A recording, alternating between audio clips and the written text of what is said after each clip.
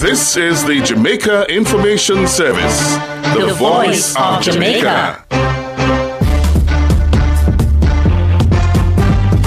You're inside Jamaica Magazine. Encouraging the information flow, sharing the news and views you need to know. We are building an informed Jamaica every day. Listening to what you say. It's Friday, December 18, a week to go before Christmas. Hello and welcome to this edition of Jamaica Magazine. I'm your host, Stacey Ann Smith. Coming up, the healthy benefits from a tasty Jamaican Christmas drink, plus some tips to stay safe even as you imbibe this holiday. But first, in the news, new tax measures for the new year. Prime Minister says the country has no choice but to cut its debt burden. Jamaica and IMF arrive at 7 main areas of understanding, and displaced banana farmers retrained. Do stay with us. The news in detail after this break.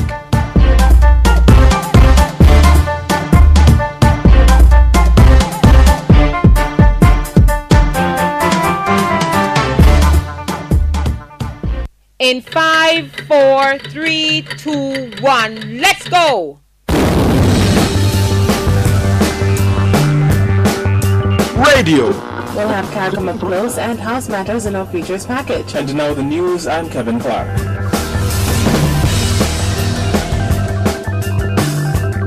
Research and publications.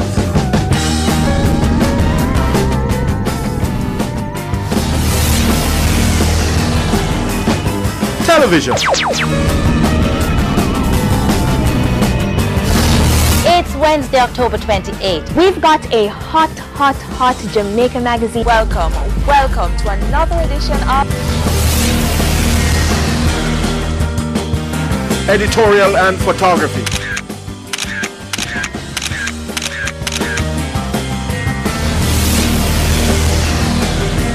Public relations. It is set to be the driving force of the agency. All this and more in one place. 4 divisions, 15 departments. The largest organization of its kind in Jamaica, and I dare say in the English-speaking Caribbean. One strategic objective. Truth. Well told. It's the Jamaica Information Service. the voice of Jamaica.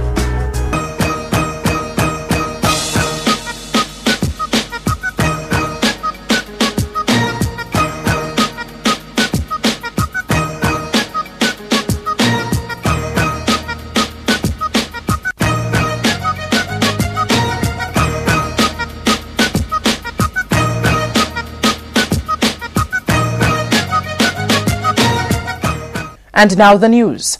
Come next year, January 1 to be exact, there will be an increase in taxes. The Finance Minister, Audley Shaw, outlined the tax measures in Gordon House yesterday.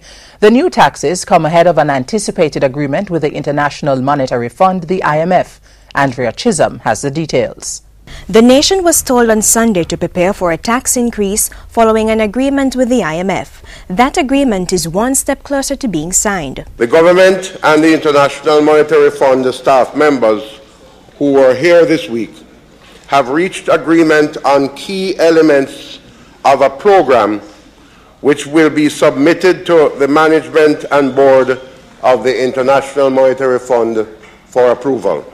The board is expected to consider Jamaica's application in early January. With that deal closer to being cemented, the government is announcing the new tax measures.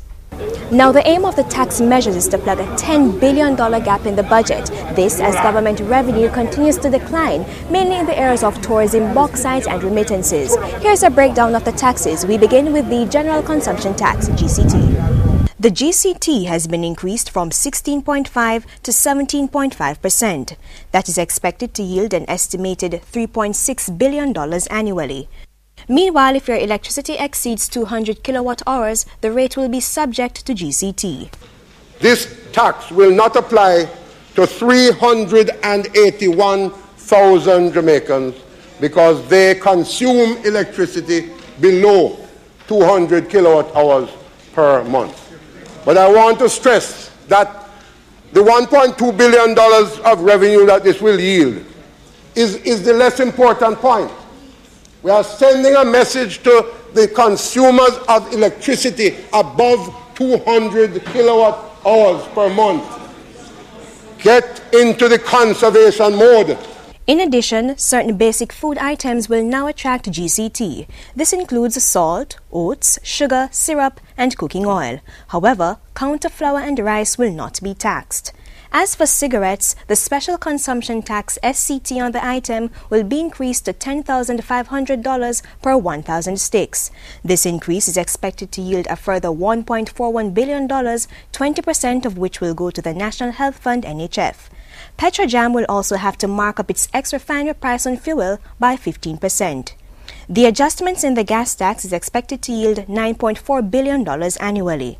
In total, the government is seeking to collect $21.81 billion next year following the new taxes. For GIS News, I'm Andrea Chisholm. And amidst the tax package, steps are being taken to alleviate the impact on the poor. The finance minister is reminding Jamaicans that as of January 1, the income tax threshold will be increased to just over $441,000. The income tax threshold for pensioners aged 55 to 65 years will also be increased to just over $521,000. Government pensioners will also get an increase. Those getting under $30,000 monthly will now receive just over $2,000 more. Pensioners who get between $30,000 and $50,000 monthly will now get almost $2,000 more. If your pension is over $50,000 per month, you'll get almost $1,400 more.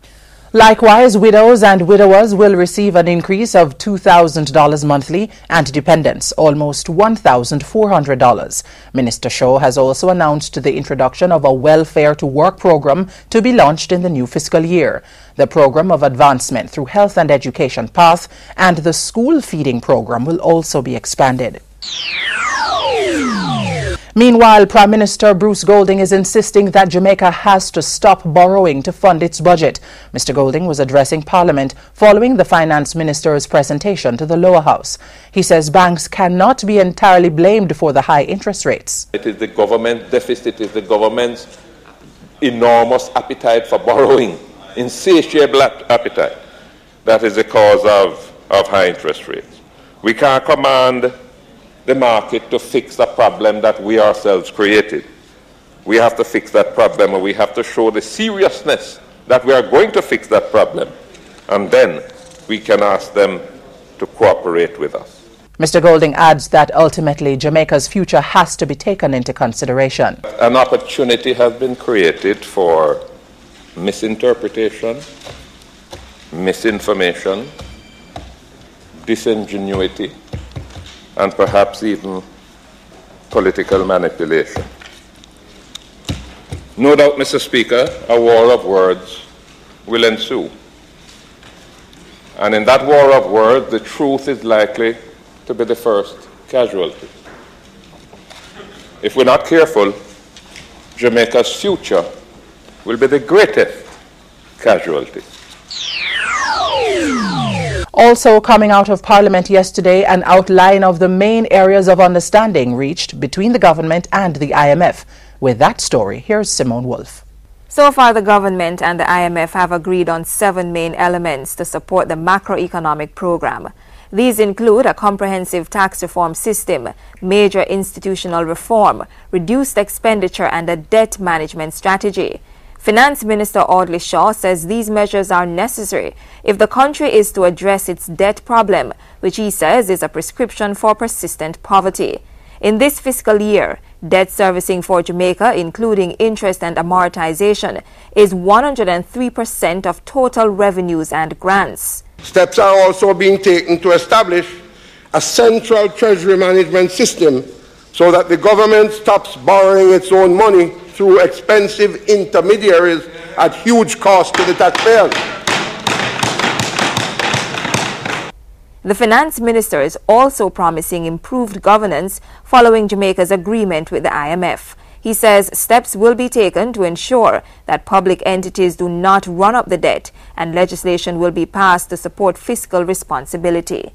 We will see the emergence of a culture of production and productivity with increased training and certification of our workforce.